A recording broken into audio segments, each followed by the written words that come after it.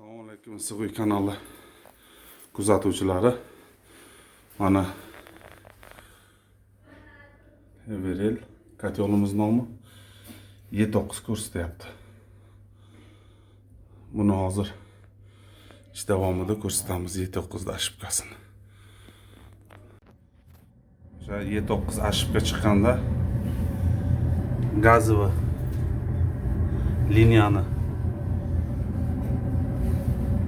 balonchik bilan bir tozalaymiz profilaktika uchun va baryelni mana suvni 1,5 ga 2 ga chiqarib olib, mana endi patpitga qo'shimcha ventilni ochamiz. Baryelni 1,5 2 ga chiqarib olamiz. Nasib mana shunday ishlayveradi. Gradusni ob-havoni issiqligiga qarab sovuq bo'lgani uchun 70 ga qo'ydik.